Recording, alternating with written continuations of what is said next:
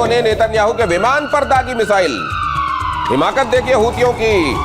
Netanyahu के विमान पर दागी मिसाइल। फिलिस्तीन 2 हाइपरसोनिक मिसाइल से हमला। नेतन्याहू के विमान की इमरजेंसी लैंडिंग हुई। हाई अलर्ट पर इजराइल की सेना। नेतन्याहू ने कहा भारी कीमत चुकानी पड़ेगी। हूतियों ने नेतन्याहू के विमान पर दागी मिसाइल। हिमाकत देखिए हूतियों की। नेतन्याहू के विमान पर दागी मिसाइल। फिलिस्तीन 2 हाइपरसोनिक मिसाइल से हमला।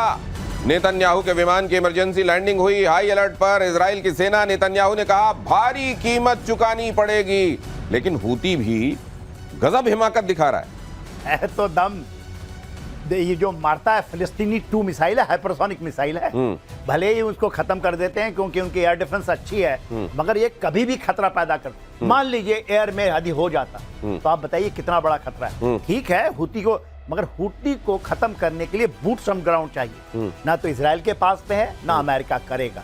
तो ये तो जिंदा रहेगी। ये जो मेरा अनुसार है, आउट ऑफ जितना भी है पाकिस्तान को छोड़ करके हूती जो है, क्योंकि वहां पर आपको इतना 3 लाख लोग हैं जो यंगर हैं और सबने हाथ उठा लिया। इतनी बड़ी फौज, 3 लाख की फौज बनाई है। तो ये एयर डिफेंस से पॉइंट से समझ लीजिए, हाइपरसोनिक मिसाइल है, ये क्रूज मिसाइल है, सरफेस टू सरफेस मिसाइल है। तो ये एयरक्राफ्ट के अगेंस्ट नहीं मारा गया था, लेकिन हाँ एयर डिफेंस सिस्टम जब एक्टिवेट होगा इजराइल का और प्रधानमंत्री हवा में रहेंगे तो उनके विमान को अपने ही बुलेट से खतरा हो जाएगा। तो इसलिए उसको इमरजेंसी लैंडिंग करानी पड़ी। ये सामयिक जरूर बात ठीक उसी समय हुआ, पर ये अपने लिए उन्होंने लैंड करा लिया क्योंकि उनको डिफेंस करने में उनके अपने जो अम्युनिशन छोड़े जाएंगे वो पेनिट्रेट कर सकते थे। तो ये इस बात पे हम कह सकते हैं, ये एक तरह से 2 and 2 टुगेदर कह रहे हैं उसको तरह से। राइट। और इधर क्या हो रहा है दूसरे वॉर फ्रंट पर? यूक्रेन पर रूस ने किया भीषण हमला। यूक्रेन पर रूस ने भीषण हमला किया। ज़ैपोरिज़िया शहर पर रूस का हमला। 100 से ज्यादा ड्रोनों से यूक्रेन पर अटैक। हमले के दौरान रूस ने 150 बम मारे। अमेरिका ने किया यूक्रेन को हथियार देने का फैसला। ट्रंप प्रशासन ने आर्म डिलीवरी को मंजूरी दी। $50 करोड़ के 2 शिपमेंट को मंजूरी। तो वो लोग जो समझ रहे थे कि अमेरिका अब यहाँ अपने नोबेल पीस को इंश्योर करने के लिए यहाँ वाकई कुछ करा देगा, कोई चमत्कार करा देगा, देखिए जरा क्या चल रहा है। और यही कहा जाता है अमेरिका के संदर्भ में कि जहां जहां चरण पड़े इनके, वहां शांति तो फिर दिखाई नहीं देती। ये तो और खतरनाक होता जा रहा है। मामला देखिए, ये बात तो आप मान रहे हैं। अभी परसों भी आपने कहा था उनके रिफाइनरी पर अटैक किया, उसके पहले 800 से ड्रोन से इसने किया, पोलैंड के सीमा तक चले गए। मैंने कहा था आग हो न हो चिंगारी चलती रहने चाहिए, क्योंकि ये मारपीट चलती रहेगी। लंबी लड़ाई है, जब तक ये जमीर की लड़ाई है, जब तक वो घुटने पे आएंगे नहीं तब तक ये चलती रहेगी। तो इस कारण से ये अटैक तो हो रहा है। और प्रधानमंत्री से बात कर ली उन्होंने, हमारे प्रधानमंत्री को भी विशेष दे दिया और कहा कि आप हमारी लड़ाई रोक रहे हो। पुतिन ने भी हमारे प्रधानमंत्री से बात कर लिया। जेलेंस्की हमको भी अब कह रहे हैं कि आप भी हमको सहयोग नहीं दे रहे टैरिफ वॉर में। ठीक किया आपके पास पाकिस्तान ने, अपने अमेरिका ने। लेकिन इन सब से हो क्या रहा है? रशिया जो चाह रहा है वो चलता जा रहा है। जब तक जेलेंस्की नहीं समझ जाएंगे अपनी बातों को, अपने बल पे लड़ना शुरू नहीं करेंगे, अपने देश के बारे में नहीं सोचेंगे और समझौते में नहीं आएंगे, तब तक ये वॉर नहीं रुकेगा, ये ड्रोन अटैक चलते रहेंगे। और रूस ने दुनिया को परमाणु ताकत दिखाई। अगली खबर, रूस बेलारूस का संयुक्त युद्धाभ्यास, जिसके बारे में हमने आपको पहले भी बताया था। ज़ैपेड 2025 बेलारूस के मिन्स्क में यह सैन्य अभ्यास चल रहा है। परमाणु हथियारों के साथ रूस का युद्धाभ्यास। आर्मी यूनिफॉर्म में शामिल हुए प्रेसिडेंट पुतिन भी, भारत भी ज़ैपेड युद्धाभ्यास में शामिल हुआ। सर, यहां से क्या क्या मायने निकल रहे हैं? देखिए, जापान में तो हम गए हैं, ठीक है, we are not taking the side of any nation. हम वहां गए हैं क्योंकि एक ज्वाइंट ऑपरेशन है, 1 लाख फोर्सेस हैं और वहां जो पहुंचे हैं इसी बीच में, यही केवल नहीं कि केवल बेलारूस में हो रहा है, बेलारूस के अंदर में 400 न्यू वेपन्स का उन्होंने रक्षण किया है, वो यूनिफॉर्म बैटल फटीक के ऊपर में। इसके अलावा आप देखिए, ऑर्सनिक की उन्होंने पैसिफिक में टेस्ट की और आपका ये बाल्टिक सी से लेकर के उसमें आपका आर्टिक तक इन्होंने कर दिया। सबमरीन्स घूम रहे हैं अमेरिका के भी। देखिए, चीजें तो बढ़ रही हैं, मगर मेरा ये मानना है एस्केलेट टू डीएस्केलेशन की फेजेस आ गई है। और आप अभी तुरंत बताइएगा कि जेलेंस्की तैयार हो चुके हैं सरेंडर करने के लिए। उन्होंने कहा अनकंडीशनल मीटिंग करेंगे हम। ये बात चल रही है। मालूम है कितने मारा है उन्होंने? 800, जिसमें से 500 तो ड्रोन्स थे और 300 उनके उसके बाद ग्लाइड बॉम्ब्स थे और 100 उन्होंने मिसाइल मारी है। सर, ये भविष्यवाणी आपने कैसे कर दी कि आप आगे ये बताने वाले हैं? ये तो आपने कमाल ही कर दिया। आप तो प्रीएम्प्ट कर दिया आपने खबर को हमारी। क्योंकि आप सब जानते हैं ना। देखिए, इसी तरीके से यहाँ कही हुई बात कैसे आने वाले दिनों की इबारत पढ़ लेते हैं हमारे एक्सपर्ट्स। देखिए, रूस और यूक्रेन युद्ध से जुड़ी एक बड़ी खबर है। सरेंडर के बेहद करीब यूक्रेनी सेना। रूस ने यूक्रेन पर की ताबड़तोड़ बमबारी। पुतिन खुद दे रहे हैं रूसी सेना को निर्देश। क्या वाकई अब बहुत जल्द हम सरेंडर वाली खबर भी सुनेंगे, या असल में इस तरह के बहुत सारे मोड़ आए इस पूरे युद्ध के दौरान जब ये लगा कि शायद अब सरेंडर करीब है, लेकिन वो हुआ नहीं? क्या देखिए, जैसा आप अभी हम बात कर रहे थे इसके बारे में, मैंने कहा वो खुद जाके देख रहे हैं जेपर्ड 205 को। 300 से ज्यादा एयरक्राफ्ट, 1 लाख लोग, 16 करीब 26 देश के लोग ऑब्जर्वर्स, भारत भी था उधर।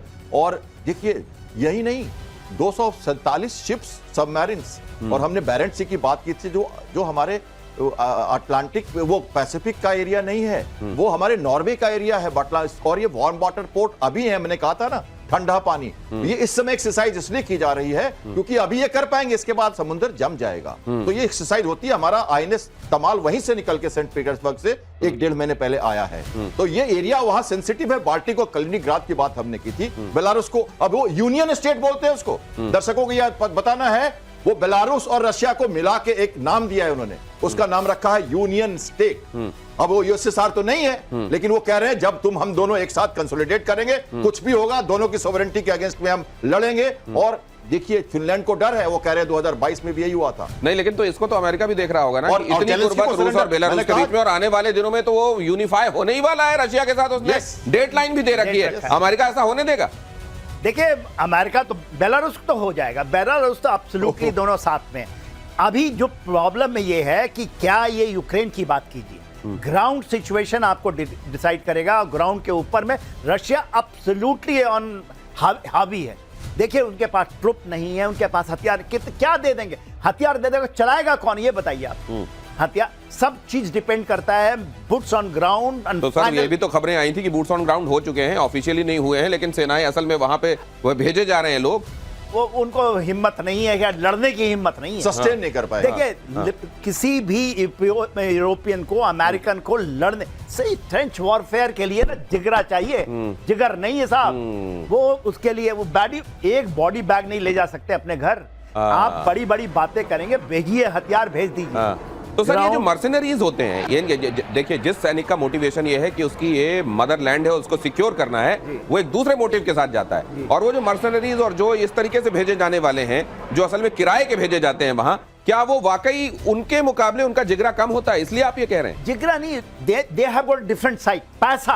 पैसा दीजिएगा तो हम पैसा के लिए तो सब जान देने के लिए तैयार है। आज पैसा ऐसा चीज है, लक्ष्मी आपको मिल जाए तो यहाँ पर लोग जान देने के लिए भारत से भी पहुंच गए थे। भारत से भी गए थे, पाकिस्तान से, नेपाल से, सब गए थे। मगर जैसे गोलियां देखे सबके, एक और बात है दिनेश जी, भारत में हाथ उनके पास कोई हुर का भी नजारा नहीं है। ये कॉन्ट्रैक्ट क्लियर है, वहाँ हुर का भी नजारा नहीं है, वहाँ पे कोई इंडोक्ट्रिनेशन भी नहीं हुआ है। ये बिल्कुल ही मनी के लिए लड़ रहे हैं। क्या जिगरा होगा उनका जिगरा क्या होगा? और चीन और फिलीपींस में फिर से टेंशन बढ़ गई है। खबर देखिए, साउथ चाइना सी में दोनों के बीच में आर पार चीन फिलीपींस के जहाज टकराए। चीन ने फिलीपींस पर भड़काने का आरोप लगाया। फिलीपींस का कहना है कि जब वो मछुआरों को रसद पहुंचा रहा था, तब चीनी तटरक्षकों ने वाटर कैनन से हमला बोल दिया। तो यहां पर भी क्या कुछ खास हो सकता है, या ये स्कर्मिशेस यहां पर होते रहेंगे और यहां का यही स्वभाव है? जनरल सिन्हा, देखिए, ये जो 9 डैश लाइन वाली है ना, और जो सोल की लड़ाई है, सोल होता है एक आइलैंड की लड़ाई है। सोल सपोज इसके नीचे होता है। थोड़ा और हमारे दर्शकों को बताइए 6 डैश 9 डैश लाइन्स के संदर्भ में। 9 डैश लाइन उन्होंने कर दिया, साउथ चाइना सी में एक 9 डैश लाइन खींच दी। स्पॉटी आइलैंड है और पर्सले आइलैंड है, जो इनका द्वीप समूह है, उनको कह दिया ये मेरा है। जितने जमीन के अंदर में आपके बहुत तेल है, वहां बहुत खनिज है, वो सारा हम करेंगे एक्सट्रैक्ट। अभी उस लेवल पे तो आई नहीं है, अभी तो बस वही लड़ाई है, और उसको कंटेस्ट किया जा रहा है। पूरा विश्व कहता है कि नहीं, जो आपका सी की लाइन है, इसको आप कह ही नहीं सकते। 9 डैश लाइन है ही। नेवी की शिप्स दिख रही है तो नॉस्टैल्जिक फील कर रहा हूं। प्लीज क्या देखिए, United Nation Convention of Law at Sea 1982 जो कहता है कि 200 नॉटिकल माइल तक आपकी समुद्र होती है। तो ये 240 किलोमीटर पर ये जो आपका जो क्षेत्र है, स्कार्बोरो और ये जो स्प्रैटली आइलैंड पे, वहां है। वहां पर वो कहता है कि ये मेरा एरिया है, और उसको अलग आइलैंड का नाम दे दिया है चाइना ने, और फिलीपींस कहता है कि मेरा एरिया है। भारत के शिप्स वहां गए कुछ दिन पहले और उन्होंने कोऑर्डिनेटेड पेट्रोल किया। और आपको ये भी पता है कि ताइवान से हम कितने सारे समझौते कर रहे हैं, हम कितनी सारा एक तरह से कर रहे हैं, हम जापान में मिसाइल देने जा रहे हैं। आप कहते हो ना कि कोई दिक्कत नहीं है, हम बलगांव में हम अपने जो कहते हैं ना अपने चाइना नॉर्थ बॉर्डर पे हम लड़ेंगे। लिवरेज देने के लिए आपको पैसिफिक में जाना पड़ेगा। तो चाइना ये जो कर रहा है ना, कैनन मार रहा है, उनको तंग कर रहा है, उसको चाहिए मिसाइल हमारे से, इंडिया से चाहिए। लेसन फॉर लेसन समझिए, हमें वहां लिवरेज लेना होगा, हमें अपनी पैठ बनानी होगी। हम लगातार घुसपैठ कर रहे हैं साउथ चाइना सी में, और हमें इंडो पैसिफिक सिनेरियो में भारत को आज देखना पड़ रहा है, क्योंकि वो जरूरी है भारत के लिए। इसलिए हम नौसेना की शक्ति लगातार बढ़ा रहे हैं और हम वहां जाके अपनी पैठ कर रहे हैं, ताकि अगर हमारे नॉर्दर्न बॉर्डर पे खतरा हो तो हम उसको लिवरेज कर सकें। अगली खबर, अब ये नेवल वाली खबर के बाद अब अगली खबर की तरफ चलता हूं। ये जरा एयरफोर्स के बारे में भी सुन लीजिए। भारत बनेगा राफेल का सबसे बड़ा ऑपरेटर। 2 लाख करोड़ रुपए के नए सौदे पर फोकस। एयरफोर्स ने रक्षा मंत्रालय को भेजा राफेल खरीदने का प्रस्ताव। 114 मेक इन इंडिया राफेल लड़ाकू विमान खरीदने का प्रस्ताव। 60% से ज्यादा भारतीय उपकरणों का इस्तेमाल होगा इसमें। इस खबर के मायने आप समझते हैं जनरल सिन्हा? देखिए, ये तो सही है कि भारत बन जाएगा और 2031 तक सबसे बड़ा जखीरा आपके पास में होगा। 150 की बात हो रही है और 197 की बात। कैसे है इसको गिनना बड़ा जरूरी है। 36 हम लिए थे 2016 में, और बड़ी लड़ाइयां हुई थी भारत के अंदर भी। अपोजिशन पार्टी कर दिए थे, आपने बेच दिया देश को। उसके बाद 36 के बाद 114 की बात हो रही है। यदि आप इसको जोड़ेंगे तो 150 बनता है। मगर इसके अलावा नेवी का 26 जो है राफेल एम, वो भी आने वाला है। उसका 68,000 करोड़ का है, और ये 2 लाख करोड़ 22 बिलियन डॉलर का है। तो देखिए आने वाले में समय में क्या होने वाला है। इसके अलावा एयरफोर्स का 40 और चाहिए इमीडिएटली हमें, और वो राफेल जो है बीएनसी है। बीएनसी सिंगल सीटर होता है, बी वाला डबल सीटर है और एक सिंगल सीटर है। तो हम इसमें लेंगे जो हमारे पास बनेगा, जो हमारे देश में 114, वो Rafale F4 and F5 high version है वो, और उसमें हमारे ही हथियार, अस्त्रा की बात हो रही है, रुद्रा की बात हो रही है, जो ब्रह्मोस नेक्स्ट जनरेशन है उसको लगाया जाएगा।